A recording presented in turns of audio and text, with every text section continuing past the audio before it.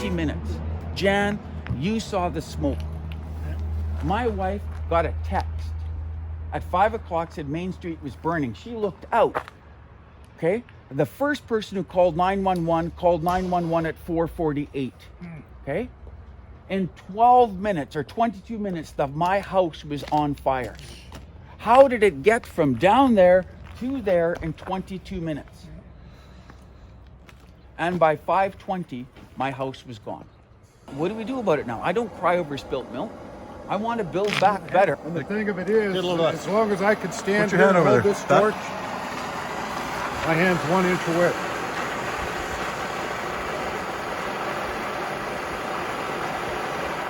Now, don't touch it, but you can feel the heat radiate off that, there. off the Yeah. back. Nothing. Sure, yeah.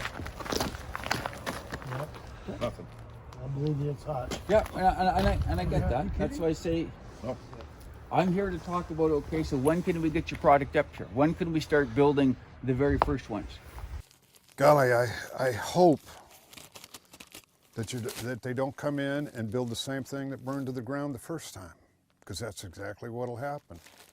And it's happened in California. The town of Paradise has been completely evacuated 3 times since the fire, you know, and there's been fires right next to it. The Dixie fire now has burned just under 1 million acres. At bringing it up to Paradise, California, the shipping over doubles the cost of the material. If you're manufacturing it right here, you've cut that in half. Yeah, so what you're doing is you're looking at all those things we've talked about, fireproof, soundproof, waterproof, right? And when that says we got the bigger picture of the climate change stuff, the carbon cost of getting the materials. Most importantly, I need to know how carbon neutral your production is. This is a big selling point for Canadians now. This is carbon neutral. This product can actually help pull carbon out. Yes. Here's the thing I was talking about in the manufacturing. It's 4 basic ingredients. Portland cement, 1/5 the amount that you'd use in that CMU block. So right now that is 4/5 reduction in GHG emissions. Okay. Then you've got silica sand, the most predominant raw material in the world.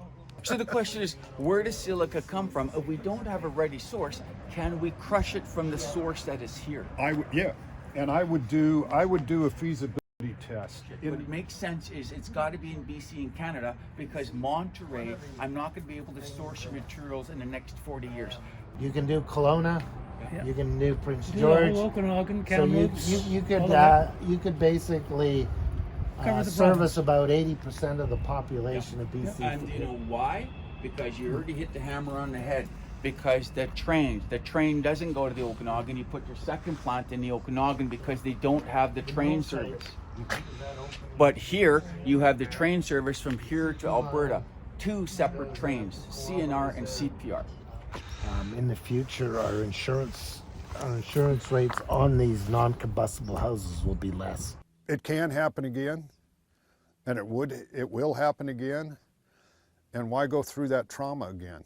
You know, we can build, or you can build, because I'm not going to be doing it. I came up here to educate the alternative of building with this material, and I want to be able to train crews that can do it, you know, and you'll have a lifetime of employment in doing that. I've developed a lot of tools. I want to bring the whole industry to Canada here, because I've built all over the world with it. Okay, I've built all over the world with it. When Paradise happened, it became a moral obligation to me. 85 people died.